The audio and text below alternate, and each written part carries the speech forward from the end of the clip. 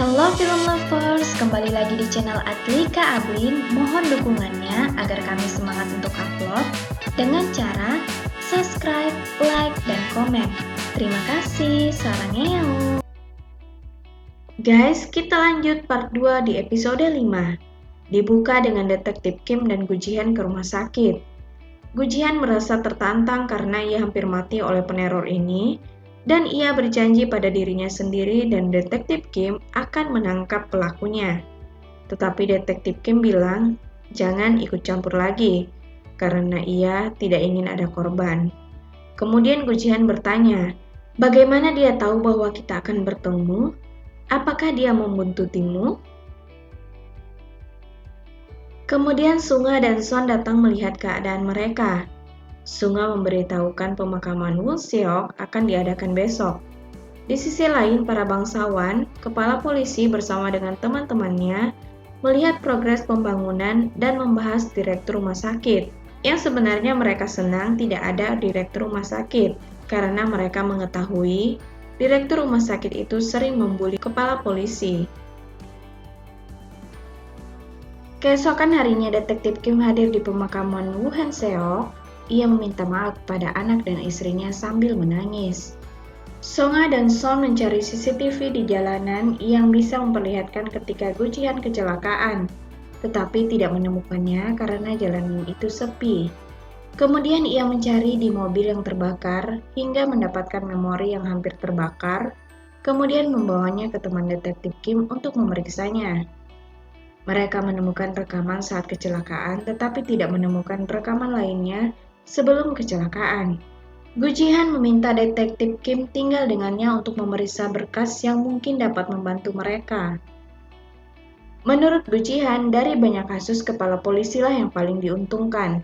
Tetapi menurut Detektif Kim, kepala polisi bukan pelaku tetapi korban. Karena saat Detektif Kim dituduh membunuh Woo Han Seok, kepala polisi malah memintanya menangkap pelaku sebenarnya dalam jangka waktu 7 hari. Kepala polisi juga yakin bahwa Detektif Kim tidak mungkin membunuh Woo Han Seok. Sunga dan Son bertengkar di dalam mobil karena Son sangat yakin Detektif Kim lah yang membunuh Woo Han Seok, tetapi Sunga tidak percaya jika ia melakukannya. Sunga meminta Son untuk tidak ikut campur, untuk tidak ikut bersamanya, tetapi Son tetap akan ikut karena ia percaya kepada Sunga. Mereka sampai di rumah Gu Jihan. Sunga bertanya mengapa mereka melakukan investigasi di dalam rumah dan hanya berdua. Tetapi Detektif Kim meminta Sunga dan Son pergi. Ia tidak mau mereka berdua terlibat yang mengakibatkan nyawa mereka melayang. Tetapi Sunga terus mendesak bertanya apa yang sebenarnya terjadi. Detektif Kim terpaksa menceritakan ancaman. Keesokan harinya, mereka berempat memulai investigasi di beberapa kasus. Di malam hari, Detektif Kim bertemu dengan Yang Tae. Yang Tae berterima kasih karena memberikannya pengacara. Ia juga memberikan informasi tentang Pak Cheon yang mengunjunginya. Tetapi Pak Cheon terlihat sedang dalam masalah. Yang Tae juga memberitahukan kepada Detektif Kim bahwa yang menawarkan uang damai bukan pelaku, tetapi Pak Cheon. Pak Cheon akan memeras Woo Han Seok untuk mendapatkan uang ganti rugi. Kemudian Detektif Kim berkesimpulan, hubungan kepala polisi, Woo Han Seok dan Pak Cheon memburuk, sehingga Pak Cheon menemukan kelemahan mereka dari kasus Yang Tae. Scene beralih, kepala polisi tertidur, bermimpi Woo Han Seok membunuhnya seperti Woo Han Seok terbunuh. Di sisi lain, ternyata Son memasang CCTV di rumah Gu Jihan, tempat mereka melakukan investigasi kasus. Ketua tim Bae menanyai manajer kafe, apakah Woo Han Seok pernah datang ke sana? Dan ternyata Woo Han Seok pernah melakukan penanganan ketika kafe sedang dalam masalah. Kemudian ketua tim Bae juga menanyakan seseorang, apakah pernah datang dan manajer itu bilang mereka datang bersama. Guys, tapi di sini tidak diperlihatkan Detektif Bae itu menanyakan siapa yang datang bersama Woo Han Seok. Kemudian di rumah Gu Jihan, di saat mereka berempat melakukan investigasi kasus, teman menelpon, diangkat oleh Detektif Kim. Teman langsung menanyakan pelaku pembakaran tunawisma, yaitu anak dari direktur rumah sakit. Kemudian ia meminta detektif Kim untuk mengusut kasus Songri, perwakilan warga yang melakukan bunuh diri. Dia tidak bunuh diri tetapi dibunuh. Ia meminta detektif Kim untuk menemukan pembunuhnya. Kemudian detektif Kim membantah, "Tidak, aku tidak akan melakukan permainanmu lagi. Karena setelah kasus ini selesai, kau pasti meminta kasus lain." Kemudian detektif Kim bertanya, "Kau mengincar kepala polisi, bukan?" Kemudian teman tertawa. "Benar. Temukan kasus korupsi polisi kepala dan hancurkan dalam satu kali pukulan." Kemudian detektif Kim bilang, "Tidak, cari sendiri mulai sekarang." Teman bilang, "Kau akan menyesalinya. Pada akhirnya, itu semua keputusanmu." Kemudian teman video call memperlihatkan anak detektif Kim. Teman bilang, "Lihat siapa yang terlebih dahulu akan menangkap Jiwoo." Detektif Kim bergegas menelpon anaknya dan langsung menuju apartemennya. Ketika sampai, ia langsung menggedor pintu apartemen Jiwoo. Jiwoo membuka pintu dengan bingung karena tidak biasa ayahnya terang-terangan mengunjunginya. Detektif Kim langsung bilang, "Aku hanya lewat." Tetapi Jiwoo bilang, "Ia baik-baik saja." Detektif Kim pun pergi. Jiwoo menangis melihat ekspresi ayahnya yang mengingatnya pada kejadian saat ia masih kecil ketika ia diculik. Ayahnya menembak penculik itu hingga mengakibatkan ayahnya menjauh dari keluarga agar tidak ada yang tersakiti karena resiko pekerjaannya. Detektif Kim mencurigai Pak Cheon sebagai teman karena Pak Cheon merasa dikhianati oleh Won Seok dan kepala polisi. Sunga bertanya mengapa ia memilihmu. Menurut detektif Kim, Pak Cheon tidak bisa mendapat kelemahan kepala polisi dan Won Seok. Untuk mencari informasi tentang Pak Cheon, detektif Kim bertemu lagi dengan Yang Ki-tae. Ia bertanya kepada Yang Ki-tae, menurut orang, Pak Cheon telah meninggal dunia. Apakah benar? Kemudian Yang Ki-tae bilang, "Tidak mungkin. Dia memang terlihat tidak baik-baik saja kemarin. Tapi apakah sakitnya separah itu?" Sunga dan Son menyelidiki CCTV di sekitar apartemen dan jalanan di rumah Jiwoo. Mereka melakukan penyelidikan di rumah Son. Tetapi saat menulis, tinta pulpen Sunga habis sedangkan Son sedang menerima telepon ibunya. Sunga masuk ke dalam satu kamar yang memperlihatkan CCTV yang memantau ruangan investigasi di rumah Go Ji-han. Di sisi lain, detektif Kim pergi ke sebuah gedung yang ternyata di sana Mas Hanggu mempersiapkan pesanan narkoboy para pelanggannya. Mas Hanggu ternyata mempunyai 2 buku besar untuk mendapatkan keuntungan lebih dari bisnis itu. Ketika ia sedang menulis buku besarnya, ia melihat CCTV yang memperlihatkan detektif Kim. Tetapi ia seolah tidak mengetahui ada seseorang di sana. Kemudian scene beralih ketika Sunga menodongkan pistol ke Son, meminta Son memborgol dirinya dan bertanya mengapa ada CCTV. Oke, episode kelima sudah berakhir. Di episode selanjutnya, kita akan mengetahui motif Son memasang CCTV di rumah Go Ji-han. Wah, Son ini sangat mencurigakan. Apakah Son seorang teman? Dan bagaimana detektif Kim yang ketahuan oleh Mas Hanggu? Lanjut episode ke-6. Detektif Kim mulai menggeledah lemari, tetapi menyadari Mas Hanggu akan menyerangnya. Tetapi kemudian detektif Kim terlebih dahulu memukul dan memintanya membuka berangkas melihat catatan buku besar. Kemudian Mas Hanggu pasrah, lalu bilang, "Tangkap saja aku." Kemudian detektif Kim mengancam, "Jika kau dipenjara, Pak Cheon akan membunuhmu karena buku ini.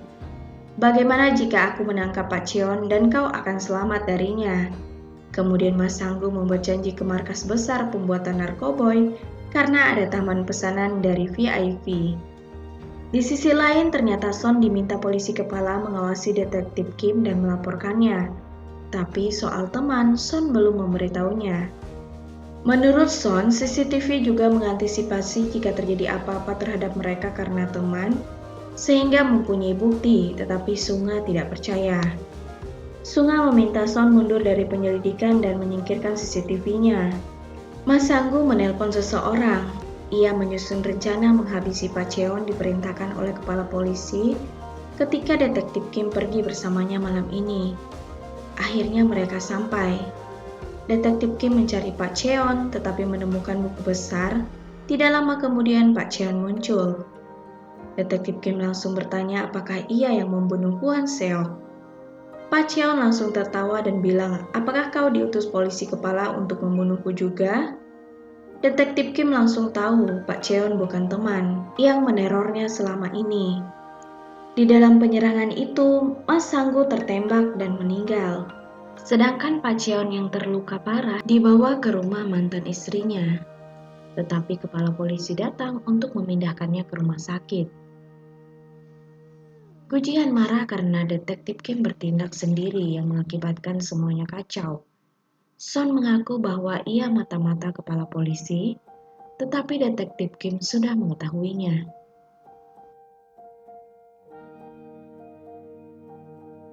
Detektif Kim melihat catatan buku besar Pak Cheon.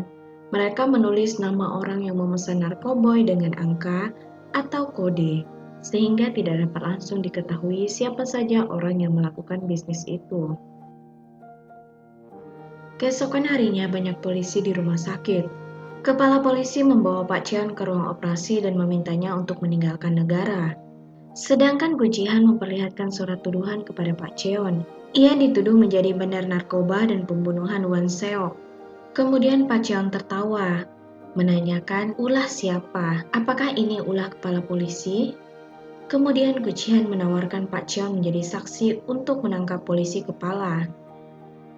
Di sisi lain, polisi kepala bertanya kepada detektif Kim, siapa yang membunuh Hwan Seok? Detektif Kim kesal, lalu bilang, aku dan kau yang membunuhnya. Aku sebagai sahabat dan keluarga mengetahui kecurangan kalian, tetapi terlambat mencegahnya. Sedangkan kau menjerumuskan Hwan Seok ke dalam masalah yang tidak dapat diselesaikan. Di rumah sakit, Pak Cheon mengamuk, karena yang akan menyuntiknya bukan perawat, tetapi dokter, sehingga terasa janggal. Pak Cheon tertekan karena ancaman kepala polisi yang akan membunuhnya. Tetapi detektif Kim kemudian marah padanya. Karena ia berjanji akan melindunginya dengan menempatkan Sunga dan Son di rumah sakit. Kemudian muncul seorang detektif menawarkan 1 miliar kepada Pak Cheon untuk melarikan diri dengan syarat memberikan bukti korupsi yang dilakukan kepala polisi. Di sisi lain, kepala tim Baya menelpon detektif Kim beritahukan tentang kematian Hwan Seok yang ada hubungannya dengan ketua tim pembangunan atau beruang hitam bertemu dengan Gu Jihan. Di sisi lain, kepala tim Baya siap mengirim rekaman CCTV pertemuan Hwan Seok dengan Gu Jihan, tetapi seseorang menjekiknya dari belakang. Sedangkan di rumah sakit, beberapa orang sengaja membuat keributan untuk mengalihkan polisi. Episode ke-6 sudah selesai. Di episode ke-7 banyak misteri terungkap. Jadi tetap stay ya. Kita lanjut ke episode 7. Sebelum bertemu dengan ketua tim Bae, detektif Kim bertemu dengan Gu Jihan yang bertanya, mengapa detektif Kim tidak mengangkat teleponnya. Detektif Kim kemudian menanyakan kasus pimpinan Jang yang pernah ditangani oleh Gu Jihan. Tapi Gu Jihan bilang ia dijebak sehingga hanya bisa menangkap pimpinan Jang. Jaringannya tidak bisa dipecahkan. Kemudian detektif Kim pergi.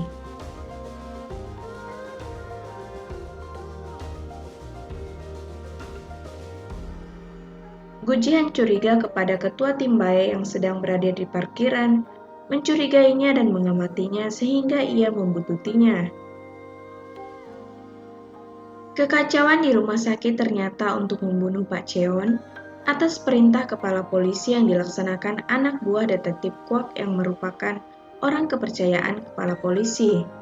Dalam pelariannya, Pak Cheon tertabrak mobil hingga ia meninggal. Di sisi lain, detektif Kim sampai di rumah ketua tim Bae, tetapi menemukannya sudah tergeletak di lantai. Kemudian ia mengejar pelaku yang ternyata adalah Gu Jihan, yang juga merupakan pembunuh Hwan Seok. Nah, di sini terungkap mengapa Gu Jihan melakukan aksi kejamnya selama ini. Saat ia menjadi polisi, ia menangani kasus dugaan praktek penawaran korup yang dilakukan pimpinan Jang terkait pembangunan kembali distrik Sanggan. Komisaris polisi dituduh mendapatkan suap dan berakhir mengundurkan diri dari jabatannya. Tetapi Gu Jihan malah dimarahi atasannya karena itu ia diasingkan. Kemudian sahabatnya meminta Gu Jihan menangkap pimpinan Jang. Semua bukti diserahkan kepada Gu Jihan. Tetapi dalam penyelidikannya, sebelum selesai sahabatnya malah terbunuh. Sementara anak Gu Jihan sakit parah.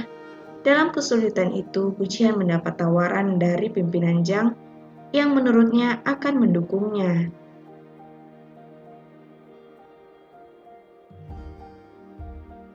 Tugas pertama Gu Jihan dari pimpinan Jang yang memanipulasi berjalan dengan lancar. Nah, tugas selanjutnya dari pimpinan Jang, ia memintanya menjatuhkan kepala polisi. Jika berhasil, ia akan mendapat posisi komisaris atau apa saja yang ia inginkan. Gu Jihan mempelajari semua profil targetnya, mulai dari kepala polisi, Woo Han Seok, detektif Kim, dan Sunga. Ia melihat profil detektif Kim, sudah 57 tahun mengabdikan diri di kepolisian, dan ia mengingat kenangan mendapat dukungan dari detektif Kim saat pertama kali ia diangkat menjadi polisi.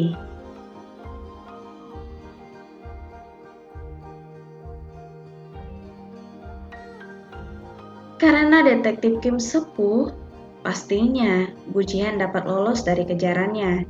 Kemudian detektif Kim menelpon Gu Jihan memberitahukan bahwa ketua tim Bai meninggal.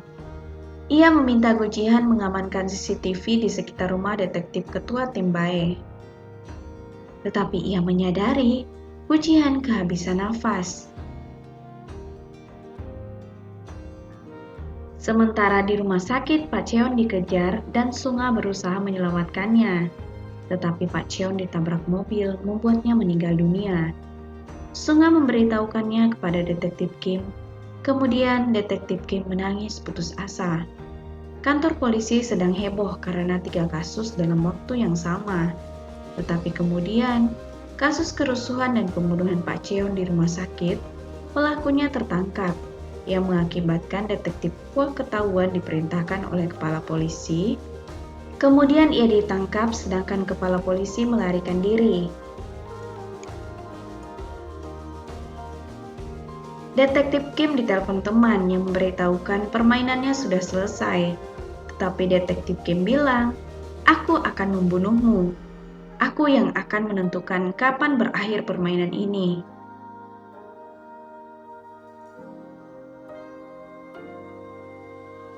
Nah guys, setelah kita mengetahui bahwa Gu Jihan ini adalah kaki tangan pimpinan Jang, kini terang-terangan Gu Jihan bertemu dengan pimpinan Jang, memberitahukan bahwa pekerjaannya sudah selesai.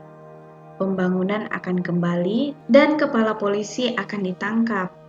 Tetapi pimpinan Jang meminta sisa pekerjaan dan termasuk detektif Kim diselesaikan dalam 3 hari. Karena bagaimanapun detektif Kim banyak menghambat pekerjaan mereka dan terus akan menjadi hambatan. Di sisi lain, Sunga dan Son menyadari Gu Jihan adalah teman. Kemudian detektif Kim mengambil kamera yang terpasang di rumah Gu Jihan dan melihat bahwa Gu Jihan membawa handphone ketua tim Bae, yang berarti ia adalah pembunuhnya. Nah, ini akhirnya detektif Kim yakin bahwa Gu Jihan adalah teman. Son dan Sunga terus berusaha mencari bukti bahwa yang membunuh Woo Han Seok dan ketua tim Bae, bahkan yang meneror detektif Kim selama ini adalah Gu Jihan. Di sisi lain, detektif Kim menyimpulkan Gu Jihan menargetkan dan mendekati Woo Han Seok dalam masalah pembangunan. Sunga, Son, dan teman detektif Kim memeriksa angka atau kode di buku besar dan memecahkan yang ternyata kode itu adalah nama-nama orang para petinggi, termasuk Woo Han Seok, kepala polisi, dan Gu Jihan. Kemudian terlihat seorang wanita datang ke kantor polisi mengaku menjadi saksi bahwa detektif Kim dan Woo Han Seok malam itu bertengkar saat ia mendaki gunung. Detektif Kim meminta Gu Jihan menemuinya di tempat pemancingan. Ketika sampai, Sunga menelpon memberitahukan bahwa ada saksi pembunuhan Hwan Seok yang menuduh dirinya. Kemudian Sunga memintanya berhati-hati. Detektif Kim langsung menyadari ia sedang diintai oleh polisi. Ketika ia akan ditangkap, ia langsung melompat ke laut. Episode 7 sudah selesai, kita akan masuk ke episode 8. Di episode 8 kita akan mengetahui akhir dari semua misteri. Di episode 8 diperlihatkan detektif Kim berhasil selamat dari polisi. Waduh, nyawa detektif Kim ini ada 9 kali ya, selalu saja beruntung. Padahal detektif ini kan udah sepuh. TV nasional sudah memberitakan kasus detektif Kim membunuh Hwan Seok dan kasus kepala polisi yang membunuh Pak Cheon, sehingga anak dan mantan istri detektif Kim mengetahui masalahnya. Bahkan Go Ji-han memerintahkan tim penanganan kasus untuk menembak detektif Kim jika ia kabur lagi. Ketika berpapasan dengan Go Ji-han, Sunga dan Son seakan-akan pasrah dan tidak tahu apa-apa. Detektif Kim datang ke rumah mantan istrinya dan mengambil pistol. Istrinya marah karena menggunakan senjata. Tetapi bagaimanapun ia percaya bahwa detektif Kim tidak melakukan kejahatan dan sedang melindungi dirinya. Ia pun terpaksa mendukung agar detektif Kim terus berhati-hati. Ia juga menemui sahabatnya untuk mendapat handphone dan mobil. Kemudian berjumpa dengan Sunga yang selalu mengkhawatirkannya, akan terus menjadi pendukung serta membantunya. Go Ji-han semakin menampakkan dirinya. Bahkan Go Ji-han memberikan rekaman saat para petinggi berkumpul membahas berbagai bisnis dan pertolongan kasus yang melanggar hukum, ia keluarkan agar mereka tunduk. Kepala polisi tiba-tiba muncul di kantor kepolisian menemui kepala polisi baru dan memberikan CCTV yang memperlihatkan handphone kepala tim baik ada pada Go Ji-han. Kemudian rumah Go Ji-han pun digeledah dan mereka menemukan handphonenya. Sedangkan kepala polisi diinterogasi, ia mengaku melakukan korupsi yang memerintahkan Hwan Seok, bahkan membunuh Pak Cheon. Dalam pelariannya, detektif Kim sampai di sebuah rumah yang memperlihatkan 4 sahabat yang saling mendukung, bahagia, penuh dengan canda. Ternyata kepala polisi juga ada di sana. Mereka mengenang masa lalu yang begitu indah. Kepala polisi meminta detektif Kim bersama-sama menyingkirkan pimpinan Jang dan Go Ji-han agar keadaan menjadi baik. Sambil menangis, detektif Kim mengenang Hwan Seok yang hebat, cakap, dan ramah dalam bekerja. Sedangkan ketua tim Bae, menurutnya, tidak terlalu cerdas tetapi ia rajin dalam bekerja. Menurut detektif Kim, mereka mengagumi kita berdua. Rasanya jika besok pagi aku pergi kerja, aku ingin melihat mereka di sana. Jika bisa, aku ingin mereka berkumpul bersama kita di sini. Karena sekarang aku belum bisa menerima keadaan. Kemudian detektif Kim pergi menemui temannya untuk mendapat informasi tentang sahabat Go Ji-han yang dulu pernah dibunuh. Detektif Kim melihat foto ketika menjadi pembicara di sebuah akademi kepolisian.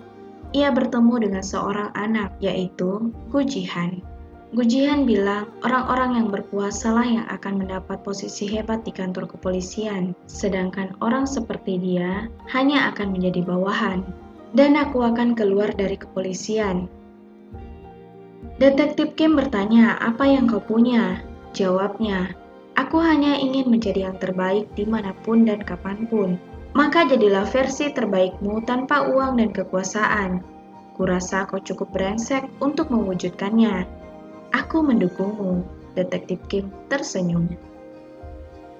Detektif Kim terus merasa bersalah karena pernah memberi Go Ji-han nasihat seperti itu, sehingga menjadikannya monster.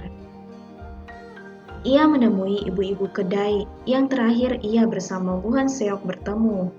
Ternyata Hwan Seok menitipkan handphonenya untuk diberikan detektif Kim. Ibu itu percaya bahwa detektif Kim tidak pernah membunuh Hwan Seok. Di handphone itu terdapat rekaman Hwan Seok dihabisi oleh Go Ji-han. Di sisi lain, Sunga diinterogasi karena membantu detektif Kim kabur dari polisi. Tetapi ia bilang, tersangka ada di depanku. Aku percaya pada detektif Kim. Bagaimanapun situasinya dan dimanapun ia, tetap sama. Bagaimana denganmu? Mengapa kau berkorban? Sedangkan Son melarikan diri. Gu Jihan dikirimi rekaman saat ia membunuh Woo Han Seok. Detektif Kim meminta Gu Jihan bertemu di pemancingan. Pimpinan Jang menelpon memerintahkan Gu Jihan untuk tidak bergerak lagi. Karena ia akan menghabisi detektif Kim mengutus anak buahnya. Tetapi Gu Jihan memaki pimpinan Jang. Jangan memerintahkanku lagi dan aku akan menghabisi detektif Kim. Kemudian detektif Kim dihajar Gu Jihan karena ia ingin segera mengakhiri semuanya. Gu Jihan sangat kesal, ia tidak punya tempat tujuan sekarang. Kepala polisi atau pimpinan Jang, bahkan kota Guemo karena detektif Kim. Detektif Kim mengingatkannya, "Mengapa kau menjadi begini? Nasihatku waktu itu bukan membuatmu menjadi versi seperti ini. Maksudku adalah tidak menyerah kepada mereka yang tidak sebaik dirimu. Aku tidak memintamu menjadi seperti mereka." Tetapi Gu Jihan bilang, "Oh, akhirnya kau ingat. Seandainya kau tidak mendukungku saat itu, aku pasti sudah keluar dari kepolisian dan tidak akan berbuat seperti ini. Jangan bilang seperti itu seolah-olah kau polisi hebat seperti dahulu." Detektif Kim bilang, ia sudah tua, hanya bisa menyesal dan bertanggung jawab, tetapi kau bisa membalikan keadaan. Gu Jihan menangis mengenang beberapa hari mereka tinggal bersama sangat sulit dan menyakitkan. Aku hanya sedikit iri menikmatinya dan sedikit bahagia.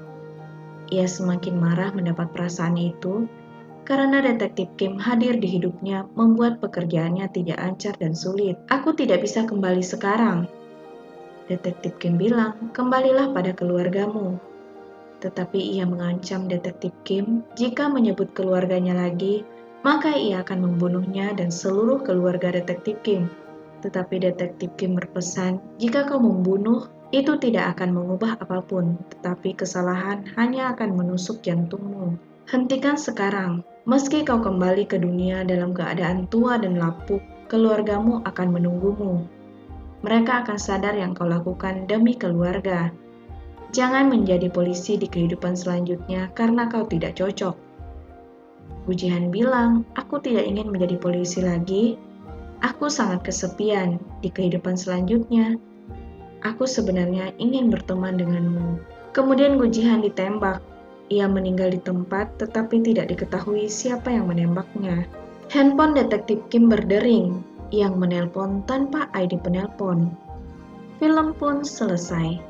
Guys, film ini belum sepenuhnya selesai karena akan ada season 2. Tetapi walaupun di season 1 masih menyisakan pertanyaan, siapa yang menembak Gu Jihan dan bagaimana nasib pimpinan Jang yang merupakan dalang dari kejahatan ini, setidaknya pada season ini kita tahu akhirnya mengetahui motif dan jalan ceritanya semakin terang benderang. Kita tunggu lanjutan ceritanya di season kedua tahun ini. Terima kasih sudah nonton, nantikan review film menarik lainnya. Happy nice day, bye-bye!